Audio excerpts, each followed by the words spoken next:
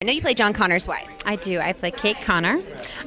She is also a physician and second in command of the Resistance, but primarily she's pregnant in this film. So I'm about 7 months pregnant as Kate Connor, and that's pretty exciting because, you know, they're trying to create a future together, literally and metaphorically. I actually was really influenced by T1. I thought it was essential to bring the things that you saw in Michael Biehn's performance, the intensity, sort of the courage and the passion, and then also the vulnerability when he speaks to Linda Hamilton, Sarah Connor. I thought those were sort of my building blocks for what I wanted to do. And I was really interested in sort of the way, it's like the traditional story. You meet the hero at the beginning of the story, and then he becomes that hero at the end. And I thought, what is it like when the hero's a kid? Well, my character's name is Barnes. I'm actually like a spiritual revolutionary in the film. Yeah, very Che Guevara-ish or Huey Newton-ish, you know, but my character's fighting with the resistance to help save humanity against these terrible machines. And I'm like John Connor's right-hand man. Now, the Terminators themselves, we've seen some of the footage and they look phenomenal, but you guys obviously can't see them when you're doing the film. So how difficult is that? Well, we did have puppets, Stan Winston's puppets, and that was amazing. I mean, I was really so honored to be there because I used to have action figures, you know, of these very things that I was on set with now. I mean, it was really touching for me. And they're beautiful. They're Terminators. They're beautiful. I heard you made a lot of suggestions for your character. Oh, really? Not true? No, you know what? Well, there's something incredibly unique about the way that McG works, which is that he has such a handle on the material so early in production that he allows himself to, I don't know, he's actually inciting people to tell them what they think, you know, if there's any possible additions. And he's so strong in his conviction of what the story is. I feel like that isn't a dangerous thing, where normally that would actually be dangerous if the filmmaker's being like, what do you think, and what do you think, and what do you think, you know, because it could like sway the project. But for him, it was never an issue. So how long have you been a fan of Terminator?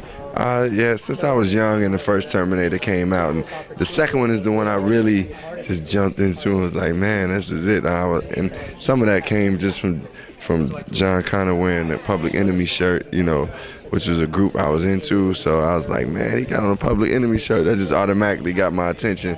So it was real. I've been into Terminator since I was young. So you were a fan for a long time? Oh, huge fan.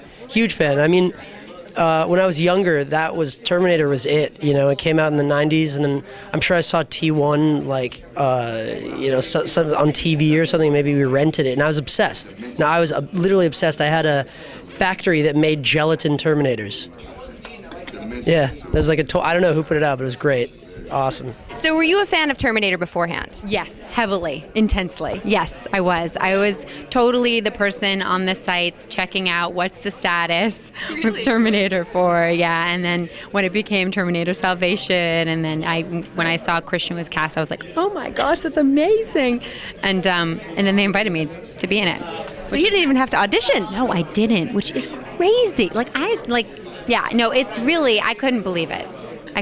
I mean, I met McG a few years ago, and I thought he was just great, and I was hoping that one day I would get a chance to work with him, but I had no idea that he actually wanted to work with me. So you've done comic book based films and now like a major sci-fi franchise. Are you a geek? Well, I'm a geek in certain ways, definitely. You know, I'm a geek in different things, and you know, the thing I like about geek. When you think about a geek, you think about passion.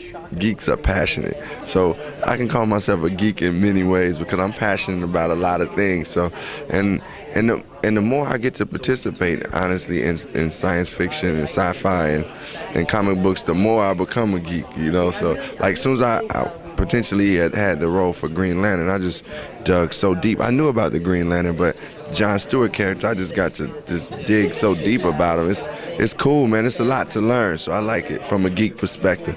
So you're following it on the site. Are you a geek? I am a geek. Yes, I am. I was so embarrassing.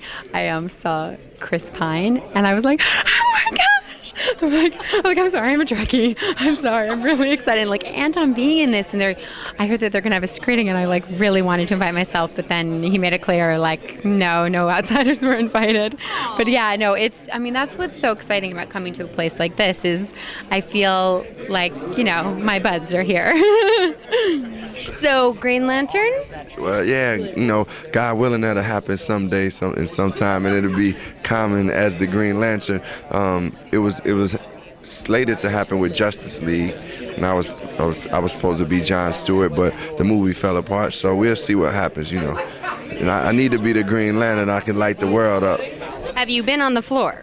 No, I haven't yet. Is it exciting? Yeah. There is a man dressed as Wonder Woman. Oh, well, that makes a lot of sense. Yeah. That's appropriate here.